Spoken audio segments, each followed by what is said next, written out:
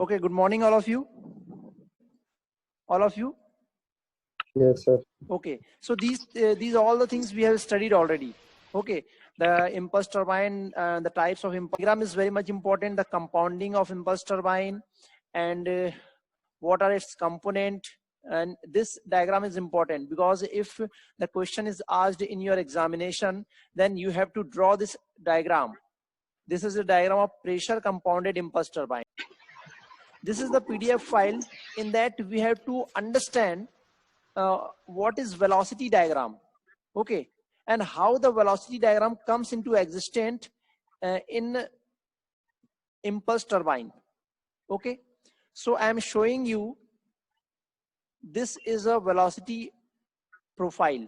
Okay, you can see, ये आपको एक velocity diagram आपको दिख रहा है यहाँ पर, ठीक है। ये जो velocity diagram आपको दिख रहा है, यहाँ पर आपको ये एक रनर दिख रहा है, रनर, और रनर्स में आपको बहुत सारे बकेट्स लगे हुए दिख रहे हैं, ब्लेड्स कह सकते हैं या बकेट्स कह सकते हैं, ठीक है ना। और यहाँ पर आपको लेफ्ट हैंड साइड में एक ट्रायंगल दिख रहा है और राइट हैंड साइड में एक ट्रायंगल दिख रहा है.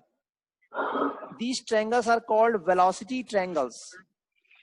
These triangles are called velocity triangles. Okay. अब इसमें आप देखेंगे C1,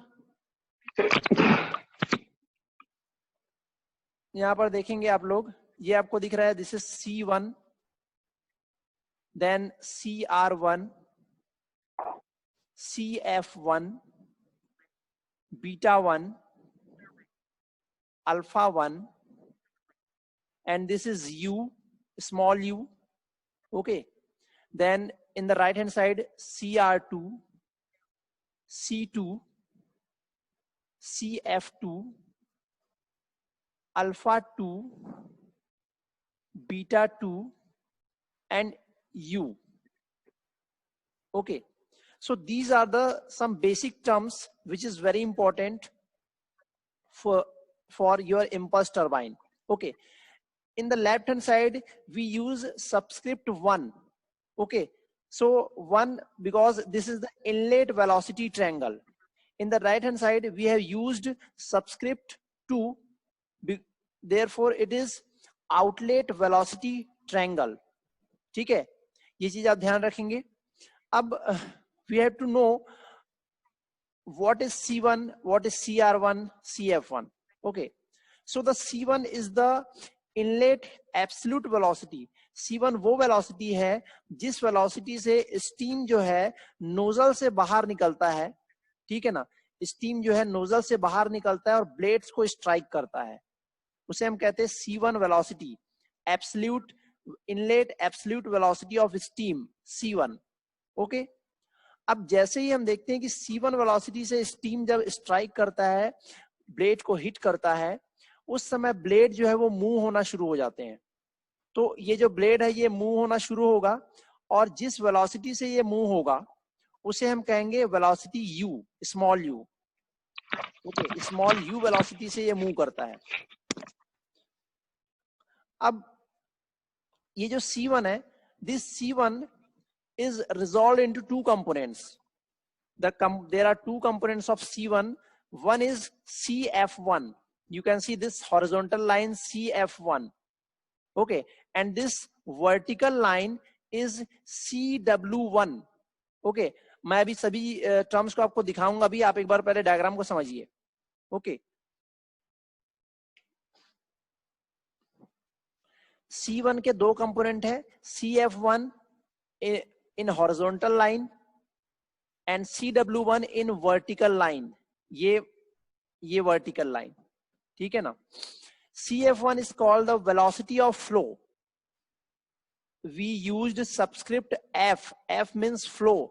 So CF1 is the inlet velocity of flow, and CW1, W stands for whirl. Okay, so CW1 is the inlet velocity of whirl. अब एक important बात ध्यान रखेंगे, CF1 जो ड्रॉ किया है हमने कंपोनेंट, वो एक्सियल डायरेक्शन में ड्रॉ किया गया है. This is horizontal line shows axial direction. Okay, और ये जो वर्टिकल लाइन है जिसमें हमने CW1 ड्रॉ किया है, this is in tangential direction of your runner. Okay, so it is very much important to know the direction of CF1 acts in axial direction and CW1 acts in tangential direction, and these two components are the component of C1. ठीक है, ये चीज ध्यान रखेंगे. अब हम देखते हैं कि this C1 makes angle alpha 1. यहां पर देखिए ये अल्फा 1 एंगल है, तो C1 makes angle alpha 1 with tangential direction. ठीक है, ध्यान से देखिए, ये जो C1 वाली लाइन है ये टेंजेंशियल डायरेक्शन के साथ अल्फा 1 एंगल ड्रॉ कर रही है. ठीक है ना. उसके बाद हमने यहां पर शो किया हुआ है CR1. CR में से R stands for relative. R का मतलब होता है relative. So CR1 is the inlet relative velocity. और रिलेटिव वेलोसिटी हम किस तरीके से निकालते हैं? दो वेलोसिटी को माइनस करके निकाला जाता है रिलेटिव वेलोसिटी. अब यहाँ पर किसे माइनस करना है? कौन सी दो ऑब्जेक्ट है जो मूव कर रहे हैं? एक तो स्टीम मूव कर रहा है with velocity C1, and second one the blade is moving with velocity U. So if you subtract C1 minus U, तो हमको मिल जाएगा relative velocity CR1. CR1 is nothing but C1 minus U. ठीक है ना, ये चीज ध्यान रखना है. और this CR1 makes angle beta 1 with tangential direction. CR1 makes angle beta 1 with tangential direction. ठीक है. So this is all about your inlet velocity triangle. I am again repeating you that C1 is the inlet absolute velocity by which the steam enters into the blade. Okay, when the steam enters, hits the blade starts to move with velocity U. Okay, the C1 makes angle alpha 1 with tangential direction, and there are two components of velocity C1. First is CF1, which acts in axial direction, and CW1, which acts in tangential direction. Okay, C1 makes angle alpha 1 with tangential direction. Then there is a one relative velocity CR1, and the CR1 is nothing but it is equal to C1 minus U, and the CR1 makes angle beta 1 with tangential direction. Clear है सभी को? कोई दिक्कत? Yes, sir. Okay, so this is all about your inlet velocity triangle. Okay, the next one is outlet velocity triangle. Outlet. ठीक है, you can see here the outlet velocity triangle. तो जिस तरीके से हमने इनलेट वेलोसिटी ट्रायंगल बनाया, उसके terms को समझा, उसी तरीके से आउटलेट वेलोसिटी ट्रायंगल में सभी टर्म्स में आपको सिर्फ सबस्क्रिप्ट में 2 लगाना है. पहले आपने 1 लगाया इनलेट के लिए और आउटलेट के लिए आपको 2 लगाना है सबस्क्रिप्ट में. सिर्फ U में आपको कुछ नहीं करना है, क्योंकि U is the velocity of runner. U is the velocity of runner, or you can say it is the velocity of blade. So the velocity of runner or blade is same. Okay, for all inlet and outlet.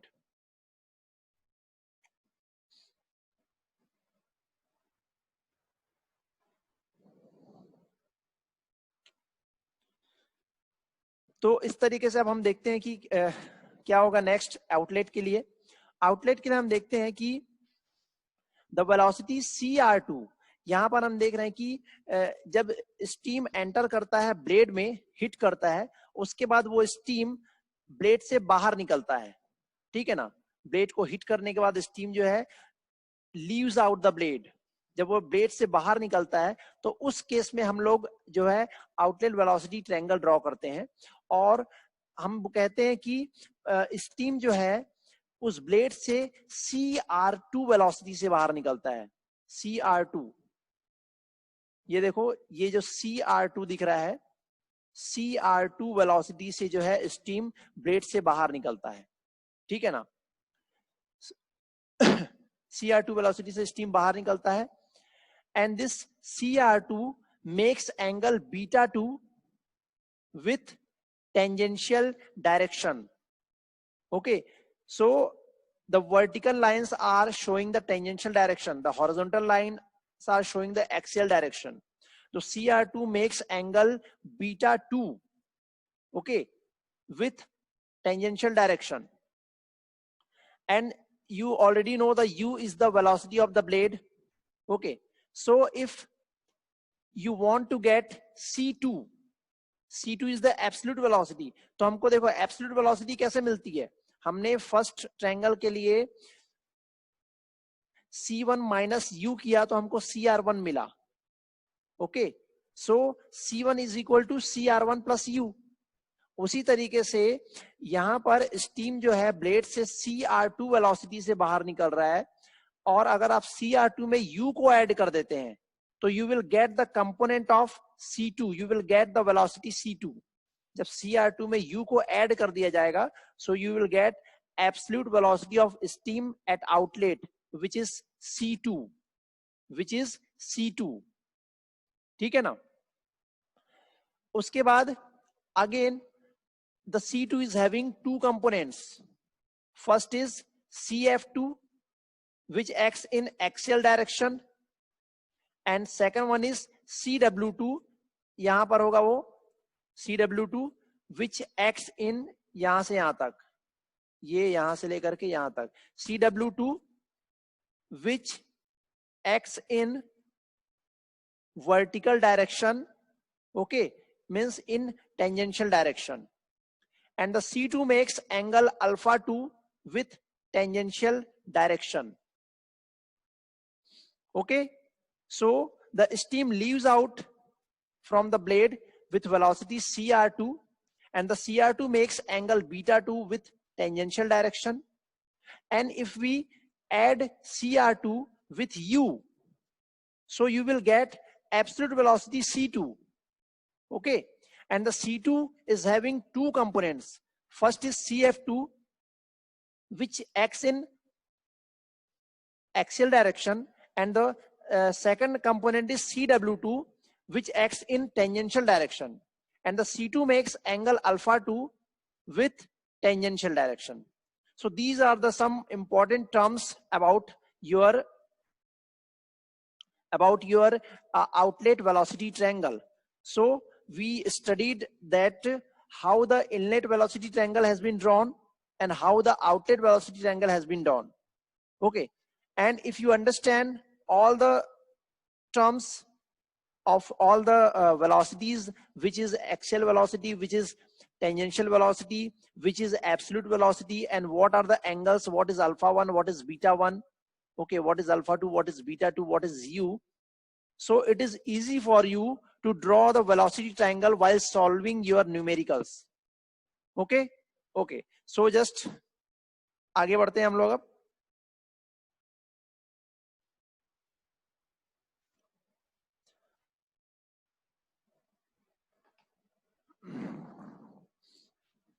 मैं आपको एक बार फिर से बता रहा हूं.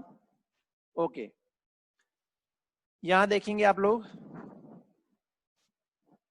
C1. Okay, C1 मैंने आपको बताया था absolute velocity of steam at inlet to the moving blade. ठीक है, ये आपको वर्ड्स भी ध्यान रखने हैं कि C1 is what. C1 is the absolute velocity of steam at inlet to the moving blade, that is exit velocity of nozzle. ध्यान से देखिए, C1 वेलोसिटी से मूविंग ब्लेड में स्टीम एंटर करता है, और स्टीम जब एंटर करता है तो वो नोजल से बाहर निकलता है. तो आप C1 को नोजल की एग्जिट वेलोसिटी भी कह सकते हैं. ठीक है, ये ध्यान रखेंगे. Second one is alpha 1. Alpha 1 is what? Angle of nozzle.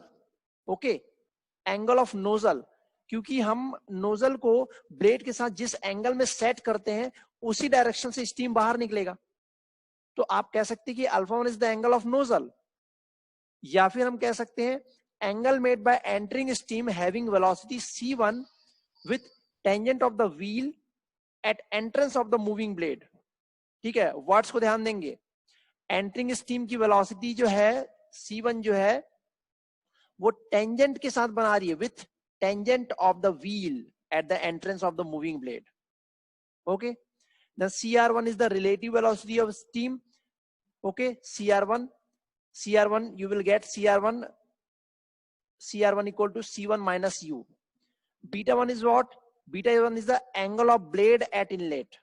ठीक है, इसको ध्यान रखेंगे. Beta 1 is the angle of blade at inlet.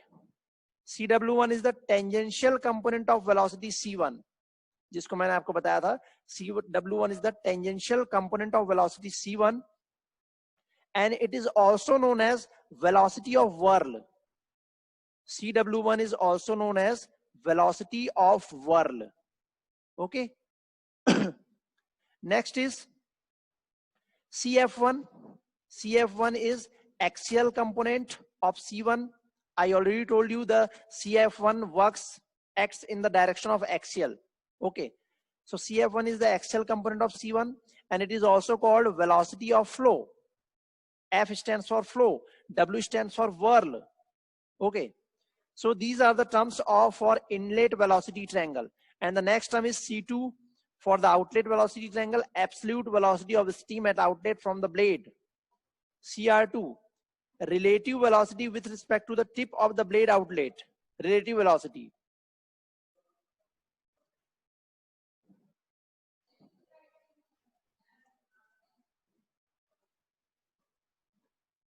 Then alpha 2. Alpha 2 is the angle to the tangent of the wheel at which the absolute velocity of steam C2 leaves the blade. ठीक है ना.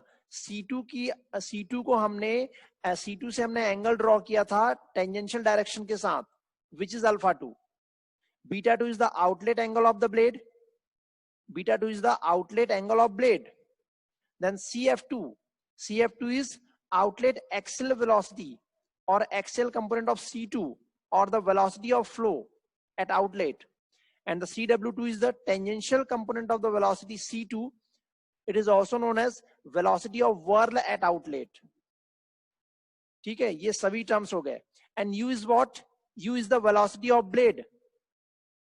U is the peripheral velocity of blade. Okay, and next important term is capital K. Capital K is blade velocity coefficient. Blade velocity coefficient is the capital K, and its formula is CR2 upon CR1. K equal to relative velocity at outlet divided by relative velocity at inlet. और देखो K क्या चीज है? K is the blade velocity coefficient बोल रहा है, ठीक है ना. If there is no friction in the blade, अगर we are assuming that if there is no friction in the blade, it means the value of K becomes 1. ठीक है ना. If there is no friction on the blade, it means that the value of K becomes 1. So if the value of K becomes 1, it means the CR1 equal to CR2. CR1 equal to CR2. Okay, you can see here CR1 equal to CR2 for the case of without friction. Without friction. Okay. And if there is friction, so the value of K is not 1. Okay. And m dot is what? M dot is the mass flow rate kg per second. जब m के ऊपर आप dot लगाते हैं तो वो flow rate बन जाता है. Okay, so m dot is the mass flow rate in kg per second. So these are very important terms, and which is very important for making you to understand how to draw your velocity diagram. Okay, and it is very much important, all the terms. Okay, next is formulas. Okay, formulas. First formula is forces on the blades and work done by the blades. Okay, forces on the blades and work done by the blades. यहां पर हम देख रहे हैं कि force हम देखते हैं सबसे पहले क्या क्या फोर्सेस लग रहे हैं. ठीक है, तो फोर्स हमने सबसे पहले लिखा है न्यूटन सेकंड लॉ के according. Okay, Newton second law के अकॉर्डिंग हम टेंजेंशियल फोर्स लिखने जा रहे हैं. Tangential force, tangential force on the blade. तो Ft को हमने लिखा टेंजेंशियल फोर्स, और न्यूटन सेकंड लॉ कहता है मास इनटू एक्सेलरेशन, मास इनटू एक्सेलरेशन। फिर एक्सेलरेशन क्या होता है? एक्सेलरेशन होता है वेलोसिटी अपॉन टाइम, ठीक है ना, वेलोसिटी अपॉन टाइम होता है एक्सेलरेशन। तो हमने टाइम को मास के साथ रख दिया, तो ये हो गया mass per second into change in velocity in tangential direction.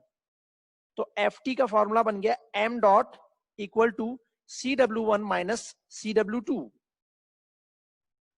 Change of velocity बोल रहा है Cw1 माइनस Cw2, क्योंकि इनलेट वेलोसिटी ट्रायंगल में Cw1 का डायरेक्शन अलग था और आउटलेट वेलोसिटी ट्रायंगल में Cw2 का डायरेक्शन भी अलग था। So the direction is different, therefore we are using minus. Okay, this is the change. Change always calculated by putting minus sign. Okay, so this is the important formula of tangential force. M dot is the mass flow rate. Okay, अगर आप Cw2 के direction को same करना चाहते हैं तो you have to put plus sign. You can see here. By giving the same direction of Cw2, the force becomes Ft equal to m dot Cw1 plus Cw2. Okay? Or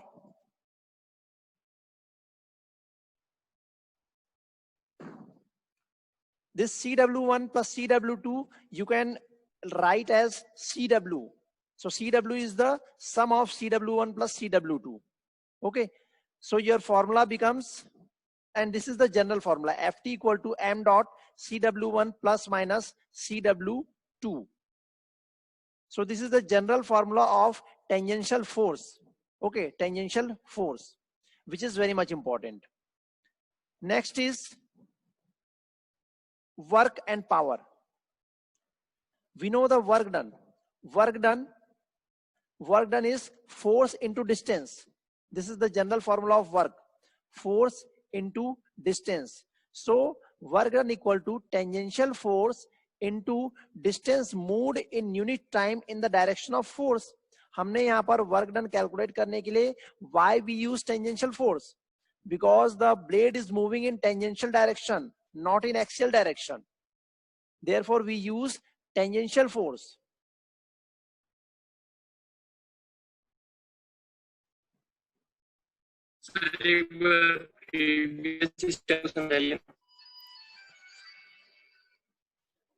क्या बोल रहे हो sir? थोड़ा तेज बोलेंगे कि इधर आवाज कम आता है थोड़ा?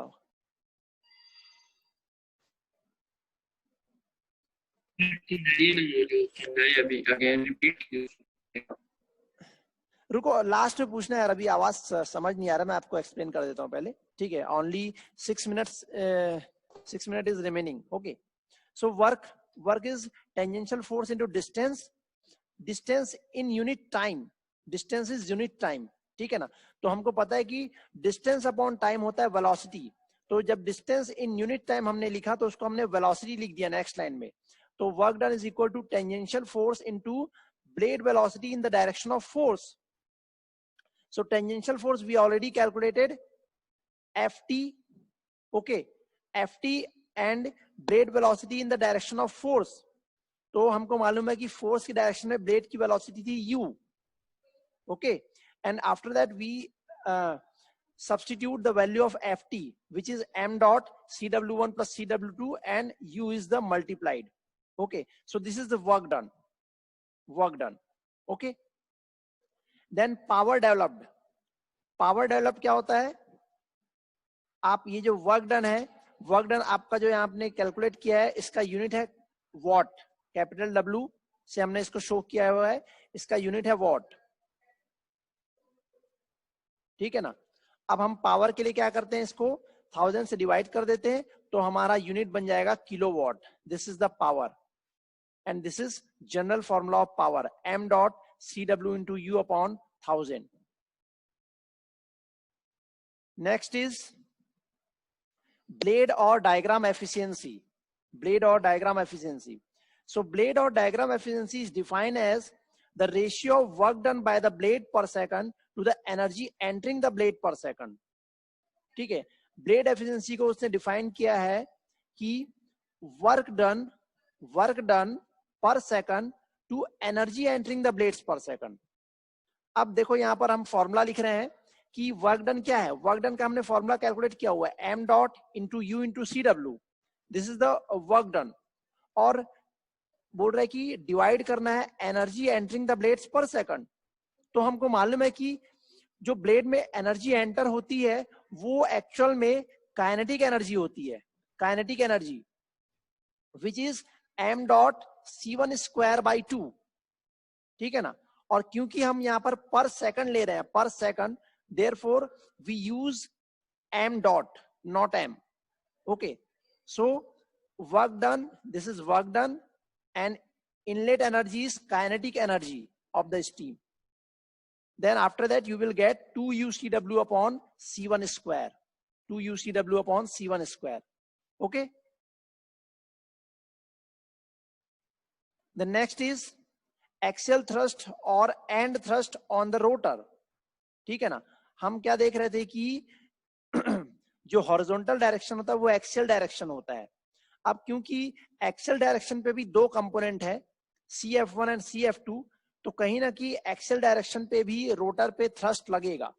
ठीक है ना. तो हमने यहाँ पर उसका भी फॉर्मूला लिखा, x force equal to mass into acceleration, mass per second into change in velocity in x direction, and mass per second is m dot and change in velocity in x direction is CF1 minus CF2. Okay, why we are using CF1 minus CF2? Because this is the velocity in axial direction, which is CF1 and CF2. Okay, and the next is gross stage efficiency. These formulas are very important because sometimes it is asked in the form of question also for 2 marks. Okay, the gross stage efficiency is, it is defined as the ratio of work done by the blades per kg of steam. यहां पर आपको पर KG लेकर के चलना है. ठीक है, work done upon isentropic enthalpy drop again per kg of steam. तो gross stage efficiency is equal to work done per kg of steam upon isentropic enthalpy drop per kg of steam. ठीक है, यहां फिर से लिखा गया है, देखो, gross stage efficiency is work done per kg upon isentropic enthalpy drop in the के पर केजी. ओके, तो हमने यहां पर देखो फॉर्मूला बनाया, work done is U into CW and isentropic enthalpy drop is del H isentropic. ठीक है, ये ग्रॉस स्टेज एफिशिएंसी का फॉर्मूला है.